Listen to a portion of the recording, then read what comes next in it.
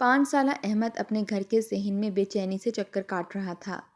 جب سے اس کی دادی نے اسے یہ بتایا تھا کہ اس کی والدہ ہسپتال سے ایک بہت پیاری سی گڑیا لے کر آ رہی ہیں جو اس کی چھوٹی بہن ہے، تو اس سے انتظار نہیں ہو رہا تھا۔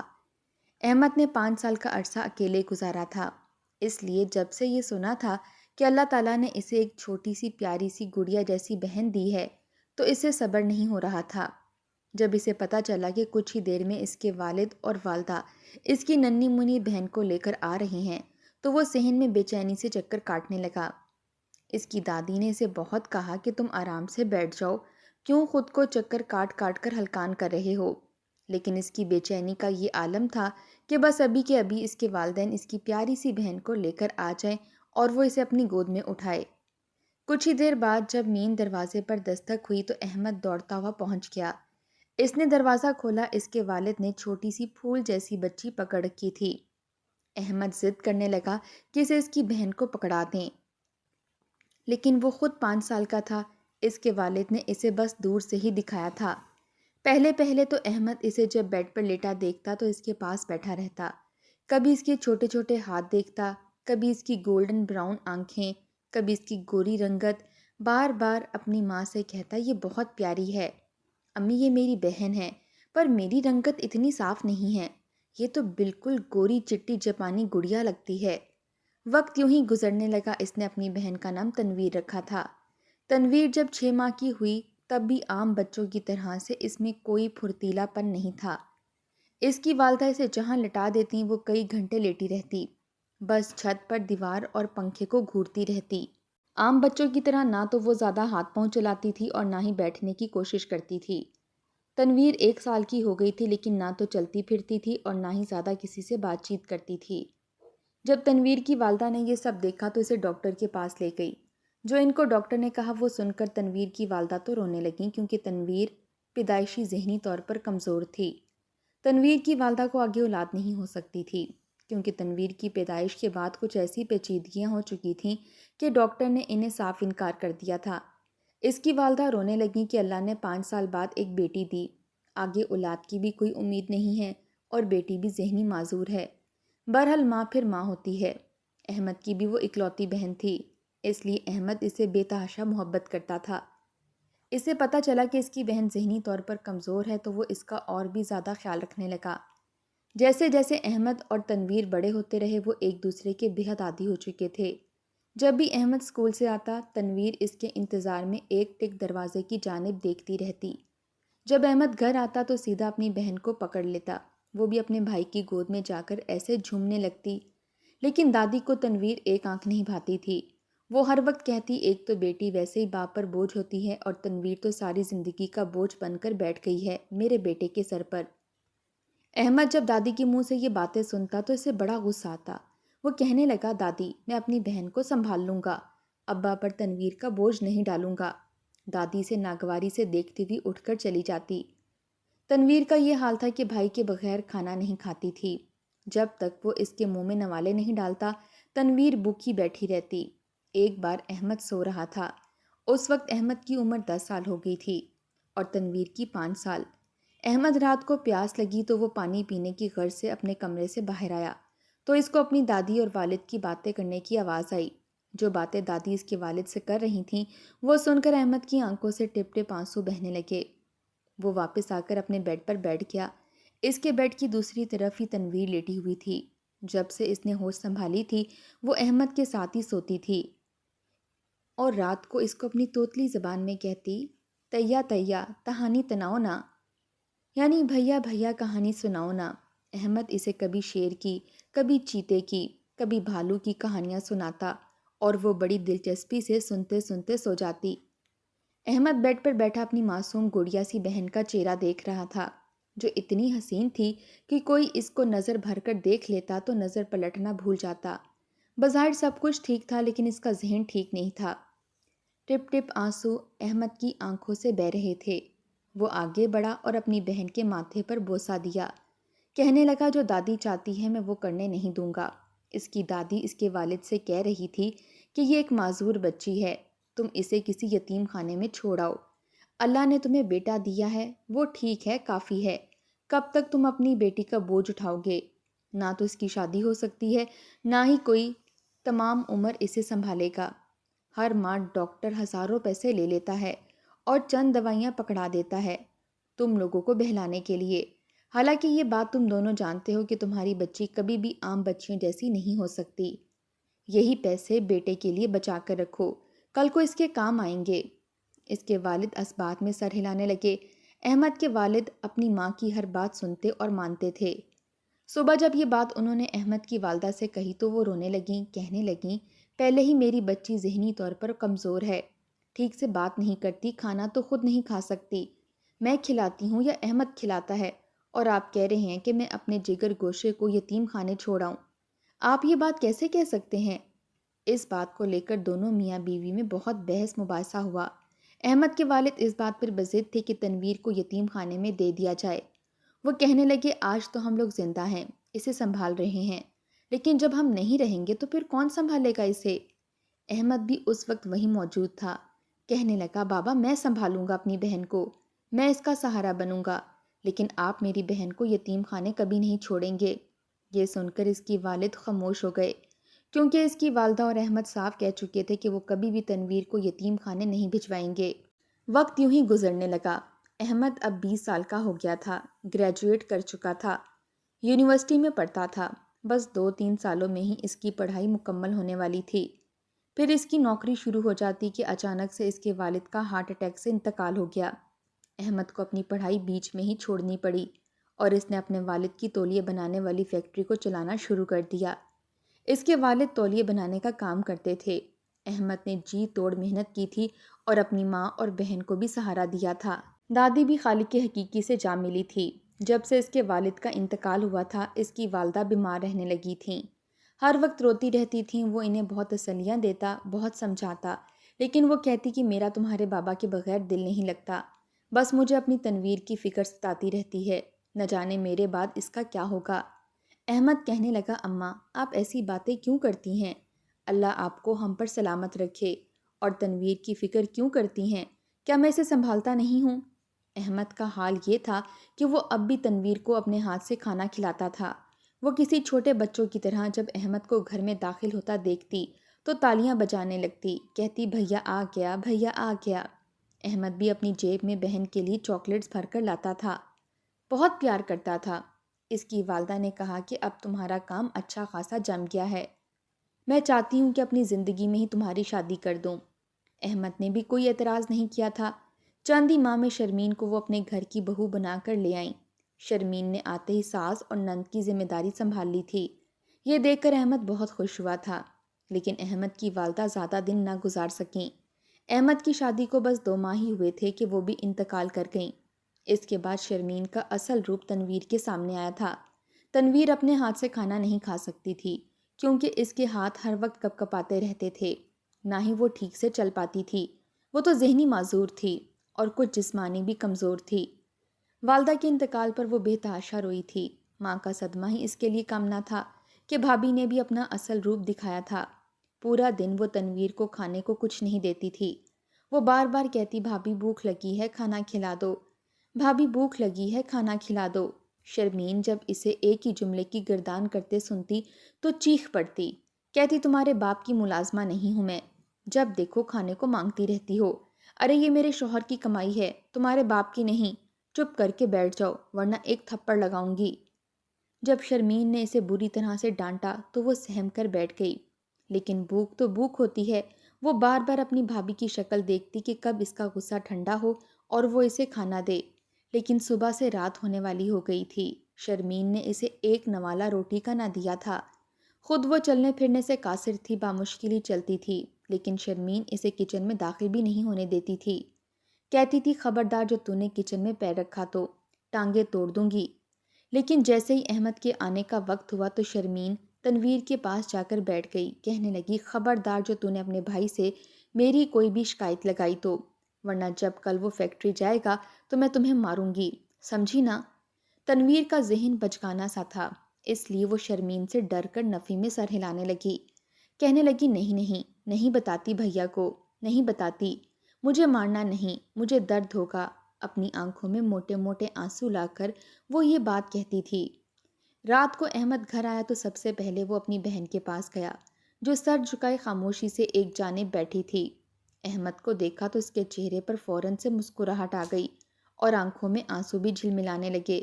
وہ ہمیشہ کی طرح تالیاں بجا کر اپنے بھیا کا استقبال کرنے لگی تھی۔ اگلے ہی پل اس کے ذہن میں آج کے دن کی ساری باتیں گردش کرنے لگیں۔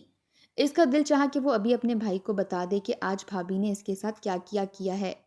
اسے کچھ کھانے کو نہیں دیا، وہ صبح سے بھوکی ہے۔ لیکن جیسے ہی نظر شرمین پر پڑی تو وہ فوراً خاموش ہو گئی۔ موٹے موٹے آنسو اس کے گالوں پر گرنے لگے تھے۔ وہ تالیاں بجاتے ہوئے ہاتھ روک چکی تھی۔ فوراً سے مسکراہٹ سمٹ گئی تو احمد اس کے پاس چلا آیا۔ آج اسے تنویر کی طبیعت کافی خراب لگ رہی تھی۔ وہ اپنی بہن کے پاس آیا اور اس کے ماتھے پر ہاتھ رکھ کر کہنے لگا، کیا بات ہے گڑیا؟ تم مجھے ٹھیک نہیں لگ رہی۔ تمہاری طبیعت ٹھیک تو ہے نا؟ کیا کسی نے ڈانٹا ہے؟ یہ سن کر تنویر فوراً سر جھکا گئی اور منہ سے کچھ بھی نہ بولی۔ بار بار اپنے پیٹ پر ہاتھ رکھ رہی تھی، لیکن منہ سے بول کر نہ بتا سکی کہ بھیا مجھے بھوک لگی ہے۔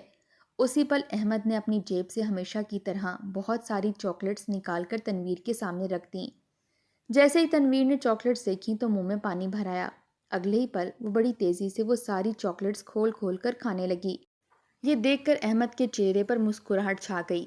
اس نے اپنی بہن کو اٹھایا اور ڈائننگ ٹیبل پر لا کر بٹھایا۔ کہنے لگا کہ یہ پیکٹ میں تنویر کے پسندیدہ دہی بلے لایا ہوں، تم اسے ڈال کر لے آؤ، میں اپنی بہن کو اپنے ہاتھ سے کھانا کھلاؤں گا۔ شرمین تو پہلے سے ہی حسد کرتی تھی۔ ایک مرتبہ پھر جب احمد کا پیار اپنی بہن کے لیے دیکھا تو اندر ہی اندر وہ جل چکی تھی، مگر کچھ نہ بولی۔ خاموشی سے دہی بلے نکال کر وہ لے آئی اور احمد اپنے ہاتھوں سے تنویر کو کھلانے لگا۔ وہ اس قدر بھوکی تھی کہ اس نے شرمین اور احمد کے حصے کے بھی کھا لیے۔ یہ دیکھ کر تو شرمین پیر پٹختے وہاں سے گئی تھی، جبکہ احمد کو تو اس سے کوئی سروکار ہی نہ تھا۔ اگلی صبح ہوئی تو تنویر جلدی سے اٹھ کر اپنے کمرے سے باہر آنے لگی تاکہ بھائی کے ساتھ مل کر ناشتہ کر سکے۔ پھر کیا پتا اسے کھانے کو کب ملے، مگر باہر آئی تو شرمین آرام کر رہی تھی۔ یہ دیکھ کر تنویر بکھلاتے ہوئے بولی، ناشتہ کرنا ہے، بھائی کدھر ہے؟ شرمین نے ایک نظر اس پر ڈالی اور کہنے لگی کہ تمہارے بھائی تو جا چکے ہیں اور ناشتہ بھی ختم ہو چکا ہے، تم اب دن کے کھانے کا انتظار کرو۔ یہ سن کر تو ایک مرتبہ پھر تنویر وہیں بیٹھ کر رونے لگی۔ شرمین آگے بڑھ کر ایک زناٹے دار تھپڑ تنویر کے منہ پر مار چکی تھی۔ کہنے لگی کہ خبردار جو میں نے تمہارے رونے کی آواز سنی، ورنہ تمہاری زبان کاٹ کر کتوں کو ڈال دوں گی۔ یہ سن کر تنویر گھبرا چکی تھی، فوراً اپنے منہ پر ہاتھ رکھ لیا اور پھر ہلکی سی سرگوشی میں کہنے لگی، مجھے بھوک لگی ہے، مجھے کھانا کھانا ہے۔ پہلے تو شرمین نے اس کی یہ بات نظر انداز کی، پھر ایک دم سے اسے نہ جانے کیا سوجی کہ وہ پلٹ کر اس کا چہرہ دیکھنے لگی۔ پھر بولی کہ میں تمہیں کھانا کھلاتی ہوں، مگر پہلے تمہیں مجھے خوش کرنا ہوگا، تبھی میں تمہیں کھانا دوں گی۔ یہ سن کر تنویر فوراً خوش ہو گئی، کہنے لگی کہ بتائیں میں کیا کروں جس سے آپ کو خوشی ملے۔ یہ سن کر شرمین کے چہرے پر ایک طنزیہ مسکراہٹ آئی اور پھر اس نے وہ کیا کہ انسانیت بھی اپنا سر شرم سے چھپا لے۔ اس نے تنویر کو اپنے سامنے ایک پیر پر کھڑا کر دیا اور کہا کہ اگر تم 10 منٹ تک بغیر گرے کھڑی رہی تو میں تمہیں بہت سارا کھانا دوں گی۔ تنویر جو پہلے ہی ذہنی اور جسمانی طور پر کمزور تھی، کتنی مرتبہ اس نے ایک پیر پر کھڑا ہونے کی کوشش کی، مگر ہر مرتبہ منہ کے بل گر جاتی۔ کئی مرتبہ گرنے کی وجہ سے اس کے ناک سے خون بہنے لگا تھا۔ یہ دیکھ کر شرمین ہنسنے لگی، کہنے لگی کہ جب تک تم پورے 10 منٹ تک ایک پیر پر کھڑی نہیں رہتی تمہیں کھانا نہیں ملے گا۔ آخر کو بے بسی سے تنویر وہیں بیٹھ گئی اور کہنے لگی کہ بھابھی بھابھی مجھے بھوک نہیں ہے، میرا پیٹ بھرا ہے، میں رات بھائی کے ساتھ ہی کھانا کھا لوں گی۔ اتنا کہہ کر وہ اپنے ناک سے خون صاف کرتے ہوئے اپنے کمرے میں جا چکی تھی۔ چند روز بعد شرمین حاملہ ہو گئی۔ باپ بننے کی خبر سن کر تو احمد خوشی سے پھولا نہ سمایا۔ شرمین نے سوچا تھا کہ احمد کو اپنی اولاد ہونے کی خوشی ملے گی تو وہ تنویر پر توجہ دینا بالکل کم کر دے گا، مگر نہیں، اس نے تو سب سے پہلے جا کر خوشخبری سنائی اپنی بہن کو تھی۔ تنویر بھی یہ سن کر خوش ہو گئی۔ شرمین تو اسے اپنے پاس بھی بھٹکنے نہ دیتی۔ کچھ ماہ بعد شرمین نے ایک خوبصورت سی بچی کو جنم دیا تھا، جو کہ بڑی خوبصورت تھی۔ احمد اپنی بیٹی اور بیوی کے ساتھ گھر میں آیا تو تنویر آگے بڑھنے لگی، کہنے لگی کہ بھیا بھیا مجھے یہ چھوٹی سی پری دکھاؤ نا۔ یہ سن کر شرمین نے فوراً اسے گھور کر دیکھا اور پھر کہنے لگی کہ نہیں نہیں، تم اس بچے کے قریب مت آنا، یہ بہت چھوٹی ہے۔ وہ باتیں ابھی شرمین کے منہ میں ہی تھیں کہ احمد نے اپنی بچی کو لا کر تنویر کی گود میں رکھ دیا۔ تنویر تو اس کو پیار کر رہی تھی اور کہہ رہی تھی کہ کتنی پیاری گڑیا ہے۔ شرمین جل بھن کر راکھ ہوئی تھی۔ احمد کی موجودگی میں تو سب ٹھیک تھا، مگر جیسے گھر سے جاتا وہ تنویر کو اذیتیں دینے لگتی۔ ایک روز شرمین نہا رہی تھی کہ گڑیا رونے لگی۔ جب تنویر نے رونے کی آواز سنی تو اسے رہا نہ گیا۔ وہ لڑکھڑا کر چلتے ہوئے کمرے میں آئی۔ کمرہ خالی تھا اور بچی بیڈ پر اکیلی پڑی تھی۔ اس نے آگے بڑھ کر اپنی بھتیجی کو اٹھا لیا اور اسے چپ کروانے لگی۔ کچھ ہی دیر بعد گڑیا خاموش بھی ہو چکی تھی، مگر جیسے ہی شرمین واش روم سے باہر آئی اور اپنی بچی اس کے ہاتھ میں دیکھی تو آگ بگولا ہو گئی۔ بھابھی کا غصہ دیکھ کر تنویر کے ہاتھ کانپنے لگے اور اگلے پل بچی اس کے ہاتھ سے چھوٹ کر گر چکی تھی۔ یہ تو شکر تھا کہ بچی فرش پر نہیں گری تھی بلکہ بستر پر ہی گری تھی۔ یہ منظر دیکھنا تھا کہ شرمین نے تنویر کو بالوں سے پکڑا اور اسے مارنے لگی۔ وہ اسے جوتوں سے مار کر گالیاں دے رہی تھی۔ تنویر بھابھی کے سامنے ہاتھ جوڑ کر معافی مانگنے لگی، کہنے لگی کہ مت مارو بھابھی، مجھ سے غلطی ہو گئی، میں دوبارہ گڑیا کو ہاتھ نہیں لگاؤں گی۔ مگر پھر بھی شرمین کتنی ہی دیر اسے مارتی رہی۔ آخر وہ کسی بچے کی طرح 4 پاؤں چلتی ہوئی اپنی جان بچا کر وہاں سے بھاگنے لگی۔ اس کے اندر خوف اس قدر حاوی تھا کہ اسے لگا جیسے اس کی بھابھی اسے جان سے ہی مار دے گی۔ اس سوچ نے اسے کچھ سمجھ نہ لگنے دی اور وہ گھر سے بھاگ گئی۔ اس روز احمد جب تک گھر لوٹا اندھیرا پھیل چکا تھا۔ گھر آیا تو شرمین الگ پریشان بچے کو سنبھال رہی تھی۔ آج اسے تنویر کہیں بھی نظر نہیں آئی۔ گھر آ کر سب سے پہلے اس نے تنویر کا ہی پوچھا کہ وہ کدھر ہے۔ یہ سن کر شرمین تو ہڑبڑا چکی تھی۔ اگلے ہی پل کہنے لگی کہ پتہ نہیں وہ کہاں گئی ہے، میں تو یہی سمجھ رہی تھی کہ وہ اپنے کمرے میں ہے، مگر وہ تو مجھے پورے گھر میں نہیں ملی۔ میں نے تو ہر جگہ اسے ڈھونڈ لیا لیکن نہ جانے کہاں نکل گئی۔ یہ سن کر تو احمد آگ بگولا ہو چکا تھا۔ کہنے لگا کہ تم اتنی غیر ذمہ دار کیسے ہو سکتی ہو، مجھے بتا تو سکتی تھی۔ وہ ہر جگہ اپنی بہن کو ڈھونڈنے لگا۔ محلے میں اعلان کروایا، ہر جگہ ڈھونڈا، اپنی بہن کی تصویر پوسٹر بنوا کر بھی دیواروں پر لگا دی۔ پہلے ہفتے اور پھر مہینے گزر گئے، مگر کہیں بھی اس کی بہن نہیں ملی تھی۔ وہ رو رو کر ہلکان ہو چکا تھا۔ بار بار اپنی ماں کی بات یاد آتی جو کہا کرتی تھی کہ میرے بعد اپنی بہن کا خیال رکھنا۔ یوں ہی کرتے کرتے 5 سال گزر گئے اور اس کی بچی بھی بالکل اس کی بہن تنویر کی ہم شکل تھی۔ وہ آج بھی اپنی بہن کی یاد میں یوں ہی تڑپتا رہتا، نہ ہی شرمین سے بات کرتا اور نہ ہی اپنی بیٹی کو وقت دے پاتا۔ شرمین تو الٹا پچھتانے لگی کہ اس نے کیوں تنویر کو یہ قدم اٹھانے پر مجبور کیا۔ الٹا اس سے اس کا شوہر بھی چھن چکا تھا۔ ایک روز شرمین کی بیٹی اسکول گئی تو واپس نہ لوٹی۔ شام ہو چکی تھی، مگر جب گڑیا کا کوئی اتا پتہ نہ چلا تو وہ تو بکھلا چکی تھی۔ اسی وقت فوراً احمد کو فون کیا اور دھاڑے مار مار کر روتے ہوئے بتانے لگی کہ بچی اسکول سے واپس نہیں آئی، پہلے بہن اور اب بیٹی۔ احمد سے تو برداشت ہی نہ ہوا۔ وہ بھاگتا ہوا گھر آیا، پہلے اسکول سے، یہاں تک کہ اسکول وین والے سے بھی پوچھا، مگر ان کا کہنا تھا کہ وہ بچی گاڑی میں بیٹھی ہی نہیں۔ ایک مرتبہ پھر احمد نے تھانے میں رپورٹ درج کروائی۔ 1 ہفتہ گزر چکا تھا جب کسی نے اسے بتایا کہ کچھ بچیاں داتا دربار پر ملی ہیں۔ وہ سبھی ایک گروہ سے اغوا شدہ تھیں جو ان بچیوں سے بھیک منگوایا کرتے تھے۔ آپ جا کر تسلی کر لیں کہ کہیں ان میں کوئی بچی آپ کی تو نہیں۔ یہ سن کر تو شرمین کا وجود لرز گیا تھا۔ دونوں ہی بھاگے بھاگے داتا دربار پہنچے۔ وہاں جا کر دیکھا تو کچھ بچیوں کو ایک جانب کھڑا کیا گیا تھا۔ جب ان بچیوں کو دیکھا گیا تو ان میں کہیں بھی احمد کی بیٹی موجود نہ تھی۔ اس کا دل تو بری طرح سے بجھ گیا تھا۔ وہ وہیں پر دھاڑے مار مار کر رونے لگا کہ جب روتے ہوئے اس نے سر اٹھا کر دیکھا، سامنے ہی ایک بڑا بیری کا درخت تھا اور اس کے سائے میں بہت سارا کچرا تھا۔ اس کچرے کے پاس ایک لڑکی بیٹھی تھی، اس کی گود میں بھی ایک چھوٹی سی بچی تھی اور وہ اسے شاپر میں سے چاول کھلا کر نہ جانے کیا کہہ رہی تھی کہ وہ آگے سے کھل کھلا کر ہنس رہی تھی۔ احمد اٹھ کر چلتا ہوا ان کے پاس چلا گیا۔ جیسے اس لڑکی کے چہرے پر غور کیا اور اس کی گود میں موجود بچی پر نظر ڈالی تو پیروں کے نیچے سے زمین نکلی تھی۔ یہ تو تنویر تھی، مگر اس کی حالت کیا ہو چکی تھی، اس قدر میلے مٹی سے اٹے کپڑے، اور گڑیا اس کی گود میں بیٹھی بالکل اس کی ہم شکل لگ رہی تھی۔ یہ دیکھ کر احمد زمین پر گر گیا اور اپنی بہن کو گلے سے لگا لیا۔ اسے بیٹی سے زیادہ بہن کے ملنے کی خوشی تھی۔ تنویر پہلے تو کچھ سمجھ نہ سکی، لیکن جب بھائی کے چہرے پر غور کیا تو اس سے بھی رہا نہ گیا۔ وہ تو یوں دیوانوں کی طرح بھائی سے لپٹ کر رونے لگی کہ آس پاس کھڑے لوگ بھی اشک پار ہو گئے۔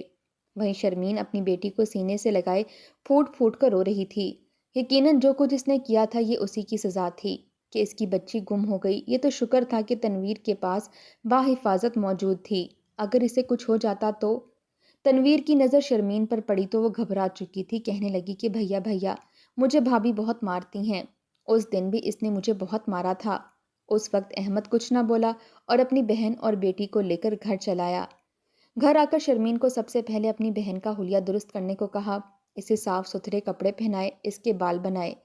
تنویر بار بار ڈرتے اپنی بھابھی کے آگے ہاتھ جوڑ کر کہہ رہی تھی کہ مجھے معاف کر دو، میں نے تمہاری بیٹی کو نہیں گرایا، مجھے مت مارنا۔